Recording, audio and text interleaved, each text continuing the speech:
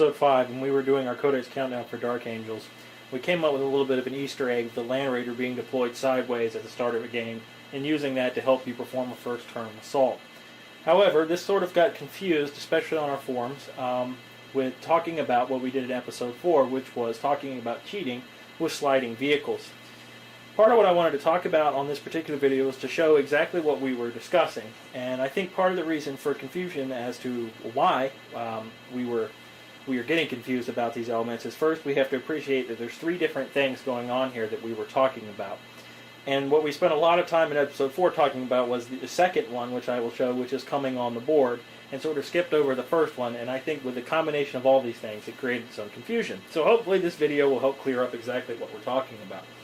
Starting with the first thing, the first one is a direct cheat, which we were talking about in episode 4, and here's how it works. If I was to take a vehicle and place it here, and I wanted to move it 12 inches forward, I would lay a tape measure down, measure from the front, and just drive 12 inches up. A perfectly legal move. There's absolutely nothing wrong with that.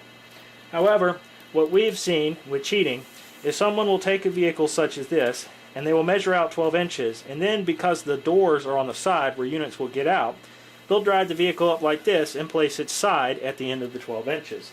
This is illegal and it is a cheat. If you don't understand why, then I will show you exactly what happens when you do this correctly.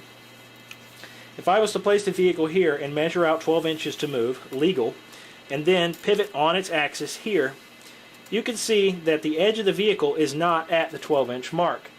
The reason why someone would place it up here is because essentially they are not pivoting it on its center. What they're really doing is sliding the rear end of the vehicle around in order to pick up extra inches so that when units get out of the side door, they can either assault or get into range for shoot or whatever the issue is. Assault if it's open top.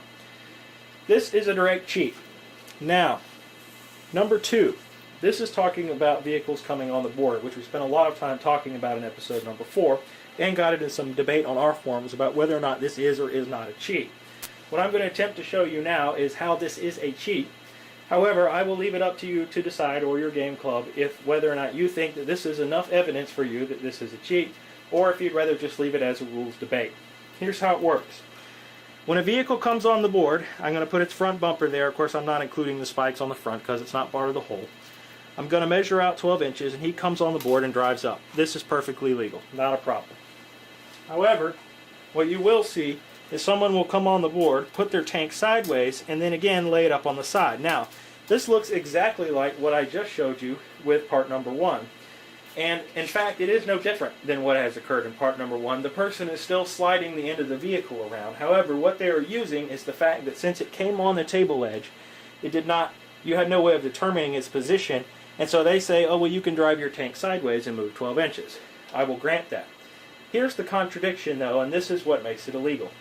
Because turning in 40K does not count as part of a movement, once I have actually placed the vehicle here, then I can also, if I felt like it, pivot on the center and turn the vehicle. Now, that is completely legal as well by the rules. The problem is that you can see that this vehicle has moved farther than this vehicle, which creates a contradiction. How is it that if both of these vehicles moved exactly the amount of distance they were allowed to move, that one could end up farther away than the other?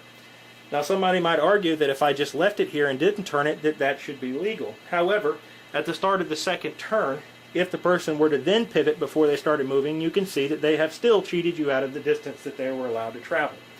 The point here is that even though you're coming in on the side of the board, this is exactly the same movement that we just covered in part 1, which was completely illegal there, so how come when I come on the board it suddenly becomes legal? They are the exact same scenario.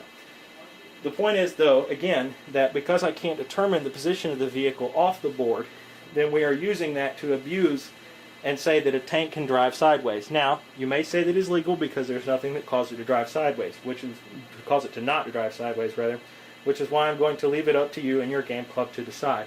However, for our club, due to that contradiction, this is obviously a cheat to us.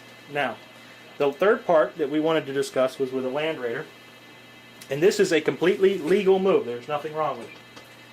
What we were talking about is if in a standard deployment, which is 12 inches off the board, if you were to place a Land Raider within your deployment zone such that its side was touching the 12-inch deployment line here, then this is completely legal. There's absolutely nothing wrong with this. Okay? Then what you will do on your first turn is you will take the Land Raider and you will pivot like so. And I move the line a little bit. Let me move it back. And as you can see, because of that pivot, the Land Raider is now sitting over the 12-inch line by about 2 to 3 inches. This is exactly what we were talking about. Now, leaving the Land Raider here, I could actually then move it forward 12 inches, and so on and so forth, and that will allow you to pick up that extra movement we were talking about, which by the time Terminators jump out the front and get their 2 inches, plus the width of the Terminator's base, plus the 6-inch assault a Terminator can make it. Now, you can also do this with other units too, especially with open-top vehicles, and the one that comes to mind for me is a Raider for Dark Eldar, because it is even longer than a Land Raider, and it's open-top, which means you can jump right up the front, and you'll have units that have fleet, so now you can almost make 30 inches, which is well within your opponent's deployment zone. Cheesy, but legal. That's how this works. So the bottom line is, for us, anytime you see someone measure for a tank, they should have to measure from here, move forward, and then turn. Or move, turn, move some more, turn, etc. You cannot let them get lazy and measure out 12 inches and then just slide the side up and then say that that's been 12 inches, because this is a direct violation of the rules. The point that we would like to make as well is that if you measure from the center of the vehicle to move, you can also never go wrong no matter how much you twist, because as long as the center never moves more than 12 inches, the vehicle hasn't moved more than 12 inches, and you can turn it as much as you like, and you will never pick up any extra movement. So we hope this help clears things up. There are indeed 3 different scenarios here. The first one, where you're sliding the vehicle, we call that a cheat because it is. The second one, we call it a cheat where you use the board edge to come on and then try to put the side up on the 12-inch line, because there's a direct contradiction there in the rules, which creates a cheat for us. However, it is some debate.